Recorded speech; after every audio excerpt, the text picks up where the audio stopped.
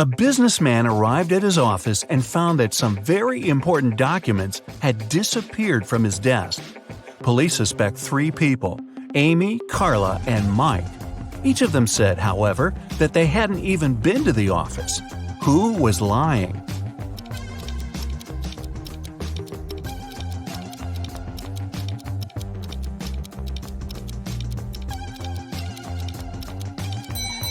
It was Mike. Both Amy and Carla are wearing high heels, while the dirty footprints on the floor were clearly left by sneakers. The king of a faraway kingdom was getting old and started to think of announcing his heir. He had 3 daughters, each with her own virtues, and the king couldn't decide which of them would be the best queen. Then one of his counselors suggested an idea. The king should give each of his daughters a teapot filled with water, and the daughter whose pot started to boil first would be proclaimed the heiress. When the day of decision came, the 3 princesses started boiling water. 2 of them really wanted to become the next queen, but in the end, the one that didn't want the throne won the competition. How did that happen?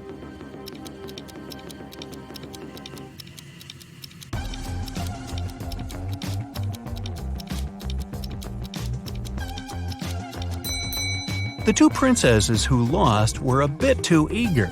They constantly raised the lids of their pots to check if the water was boiling. And the third didn't care, so the water in her pot began boiling first. In the busiest street of a big city, there was a shoe cleaner who got lots of clients. He offered his services to everyone for free, but anybody who stopped and took his offer left him money before heading off again anyway. Why did they do that?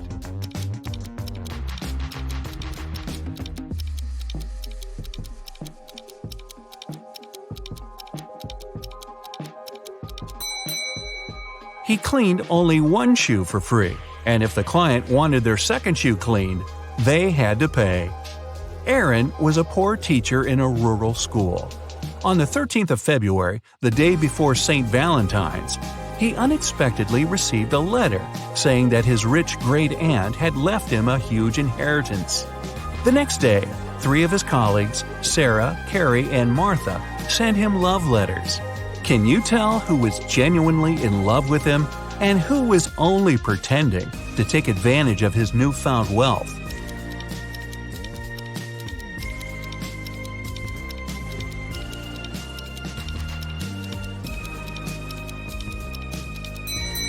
Carrie was the honest one.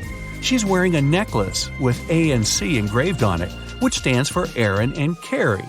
Clearly, Aaron gave it to her as a gift because they'd been dating even before he got the inheritance.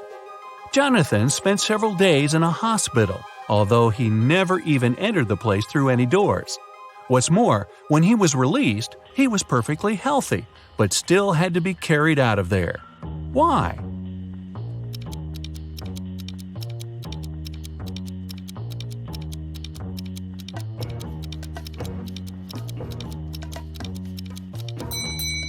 Because Jonathan was a newborn baby. A village in the far north has found itself in big trouble. Someone has poisoned the lake, which was the only source of drinking water for the dwellers. When the police arrived to the place, all they saw was a set of weird prints on the snow. There were footprints between 2 parallel lines. They didn't know the name of the culprit, but they at least knew who they had to look for. Can you follow their logic?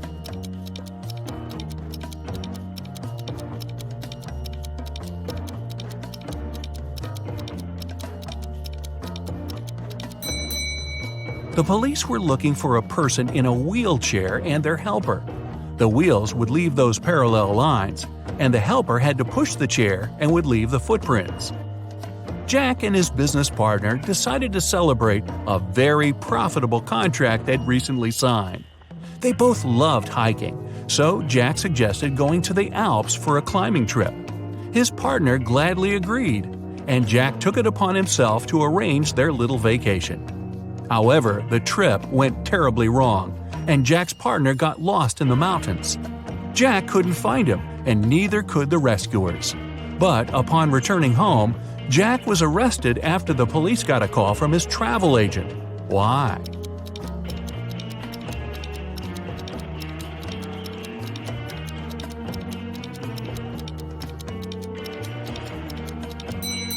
The travel agent told the investigators that Jack only bought one return ticket for himself. For his partner, he bought a one-way ticket. Someone had broken into Mr. Jenkins' house and taken all his valuables while he was on vacation. His neighbor, Mr. Brown, called the police to tell them about it because he'd witnessed the event. He said he'd come back from work late and saw the lights were on in Mr. Jenkins' house. Mr. Brown knew his neighbor was away, so he carefully approached the window to look inside. The glass was frosted over, so he breathed on it to melt the ice and saw a man in a gray hoodie stuffing valuables into a blue backpack. Then Mr. Brown ran home and called the police. The officers listened to the story and immediately arrested Mr. Brown. Why?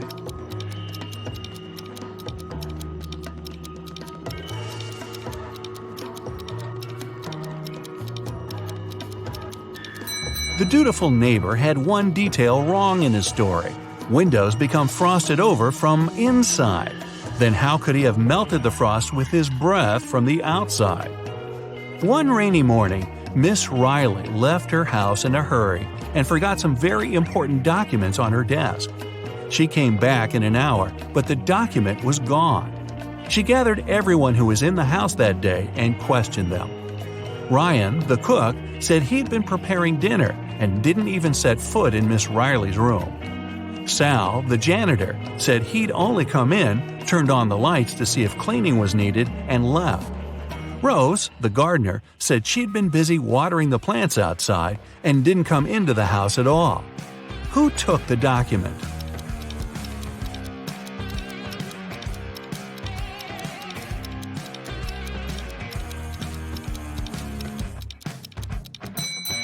It was a collective job. All of Miss Riley's employees were guilty. It was early in the day, so it would have made more sense for the cook to prepare lunch. For the same reason, the janitor wouldn't have needed to turn on the lights. And it was also raining, so the gardener wouldn't have to water the plants outside. There are 4 glasses on the table in front of you. Each of them is filled with water to the exact same level, and in each of them, there's an object. In the first glass, there's a baseball. In the second, a pencil eraser. In the third, a wristwatch. And in the fourth, a paperclip. Which of the glasses has more water than the rest?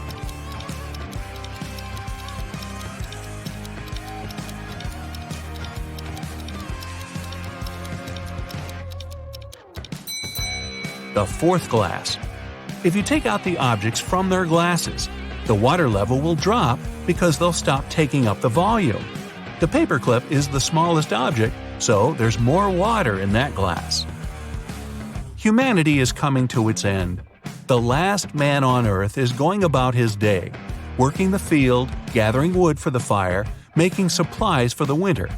At the end of the day, he's getting ready for bed when he hears a knock on the door. He isn't scared and goes to open it.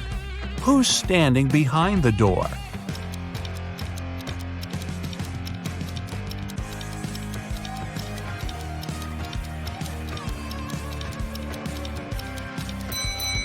A woman. Mark's best friend, James, lives in another city, and his birthday is soon, so Mark decides to send him a present. James loves playing golf, and Mark buys him an expensive golf club. But there's a problem. The best postal service in his town only accepts packages no bigger than 3 feet to a side, and the club is 4 feet long. Still, Mark found a solution. What was it?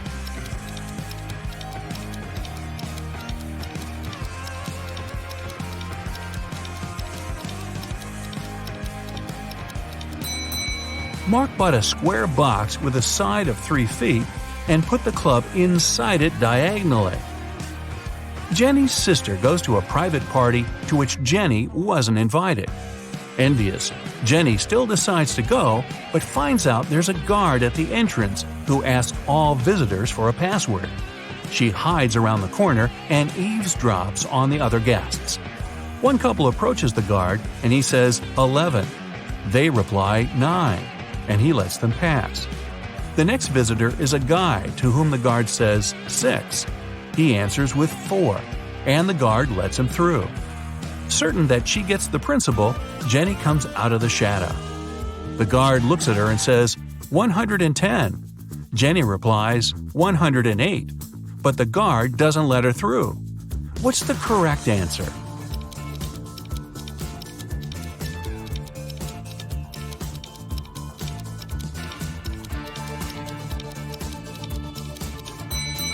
The answer's 90.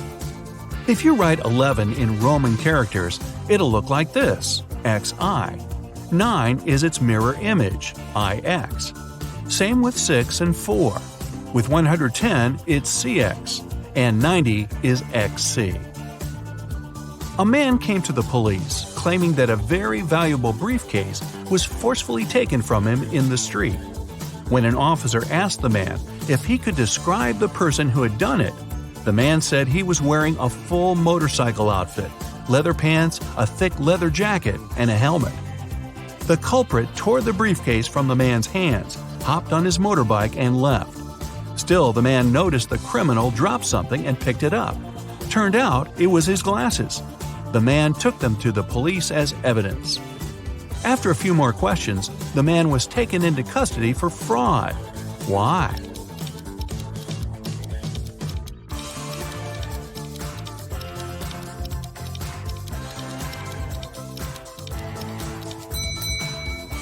If the culprit was wearing a helmet, then how could he have lost his glasses?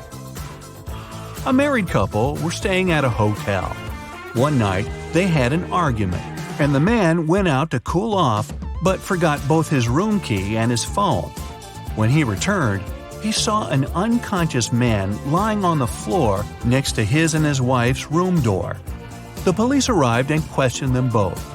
The wife told them she'd heard a knock on the door and thought it was her husband, so she opened it right away. Then the man pushed her, so she smacked him on the head with a candle holder and closed the door from inside. Still, the police took her into custody. Why?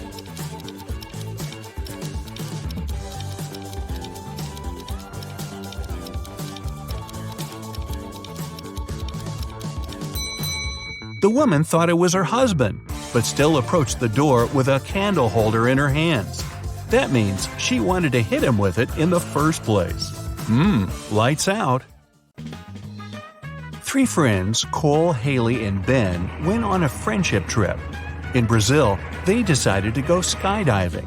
This is them right before the jump out of the plane. Which one of them is in danger?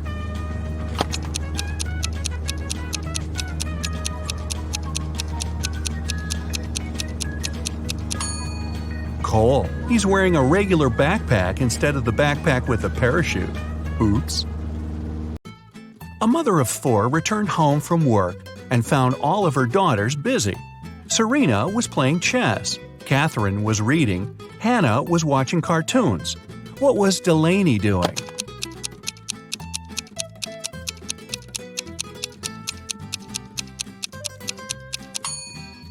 Delaney was playing chess with Serena. On the first day of school, a girl named Mia went missing. The police came to school for the interrogation. There were 4 suspects: Mrs. Adams, the director, Mrs. Smith, the girl's math teacher, Mr. Jones, the cleaning man, and Mr. Brown, the school's cook. Mrs. Adams said she'd had a lot of work and spent the whole day in her office, never leaving it. Mrs. Smith said right after the classes, she started to grade midterm tests and never left the classroom too. Mr. Jones said he'd gone home for lunch, but he didn't know who that girl was. Mr. Brown said he had met Mia in the cafeteria, but he had nothing to do with her being missing. The police immediately arrested the culprit. Who took Mia, and how did they figure it out?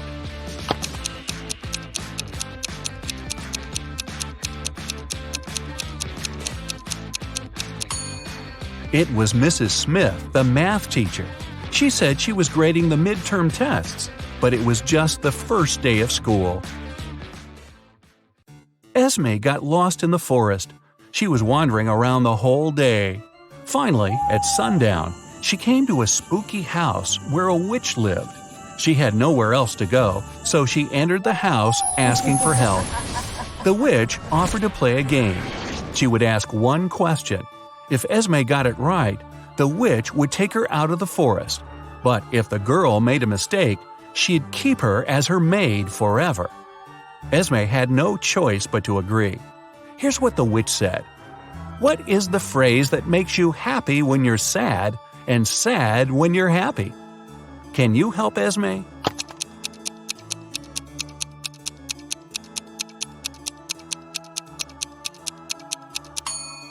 The phrase is, "It will be over soon." This takes place 3 of 9 of Greenland, 2 of 7 of Ecuador, and 1 of 5 of Egypt. What is this place?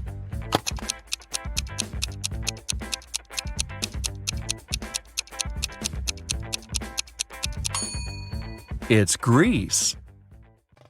An old king had no wife, no children, and no relatives. So he didn't have an heir to the throne and decided to find one. He gave all the children in the country a seed and said that whoever grew the most beautiful plant would stay in the castle and become the next king or queen. 1 year later, children came back with gorgeous plants of all different kinds. Only one girl, Jane, returned with nothing and said she couldn't grow the seed. The king announced her his heiress. Can you explain why?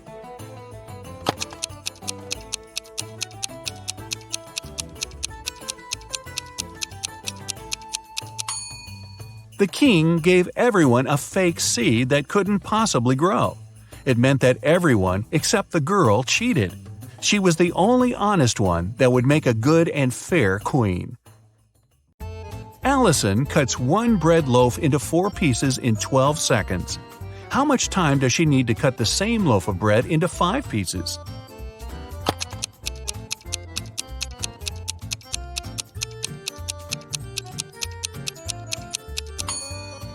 "16 seconds.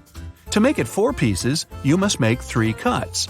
If it takes her 12 seconds to make 3 cuts, it means she makes 1 cut in 4 seconds. If she now wants to cut it into 5 pieces, she needs to make 4 cuts. 4 cuts, 4 seconds each, makes it 16 seconds. Steven's just got a new car he's been dreaming about his whole life. He was planning to go for a ride in the evening, but first he had to go to work. He locked the car in the garage and left. When he came back home, he opened the garage and found that his car was missing. He called the police. The officer interrogated 3 of his neighbors. Samantha said when she'd been walking the dog, the car had still been there. Ryan said he'd been away the whole day and hadn't seen anything. Theodore said he had come to Steven's house to ask for some garden tools, but he hadn't been there, so he left. This information was enough for the police officer to arrest the robber. Who was it, and how did he figure it out?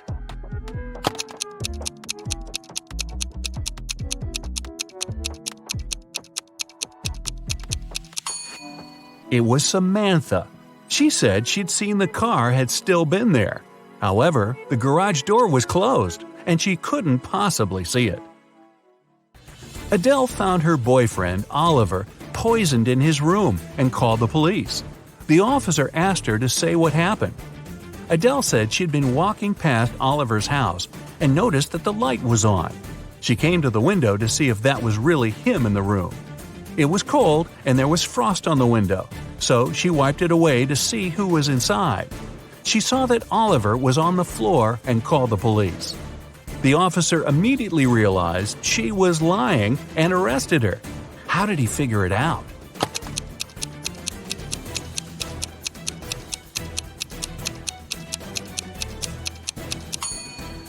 Adele said she wiped off the frost from the window to see, but she couldn't possibly do it because frost forms on the inside surface of the window, the one that's in the room. Adam wants to send his wife, Brooke, very expensive diamond earrings.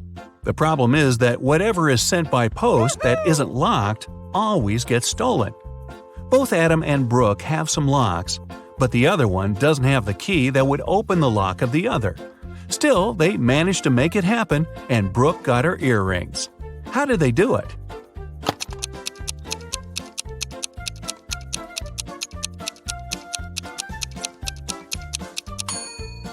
Adam locked the box with earrings and sent it to Brooke. Brooke received the box, put her lock on the box, and sent it back. Adam received the box, took away his lock, and sent it back to his wife. Then Brooke opened her lock with her key and got her earrings. Yeah, I know, they're married and live together, and he could have just handed the earrings to her. But what fun is that? James, a father of 4, went to work, leaving a $50 bill on the kitchen table for his oldest daughter, Quinn, to go shopping. When he got home, there was no food. Quinn said she hadn't been able to go shopping because he hadn't left any money. James asked his other 3 kids to come down and question them. Beverly said she saw the money on the table but didn't touch it. Kenneth said she opened the window and put the money under a book so it wouldn't fly away. Owen said he'd put the bill inside the book between pages 57 and 58. Can you tell who's lying?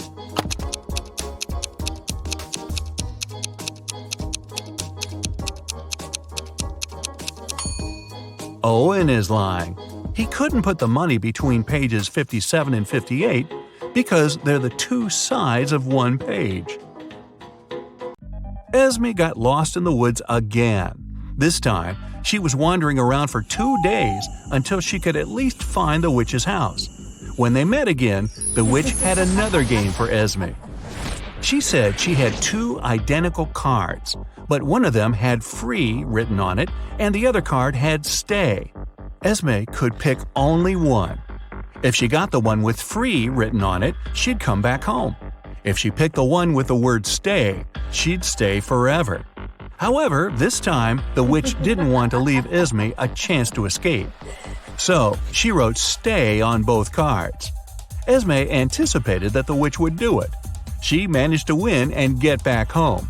How did she do it?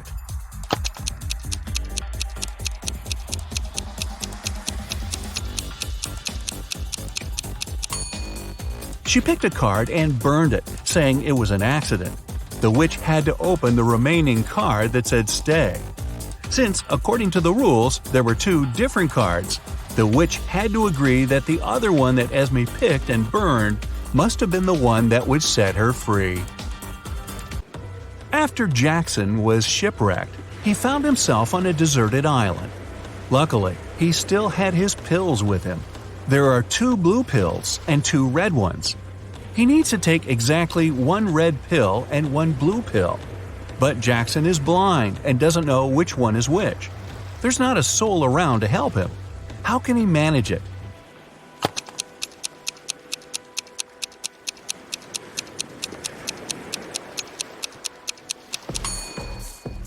Jackson should break each of the 4 pills into half and eat 4 halves of each. This way, he'll exactly eat 1 red and 1 blue one.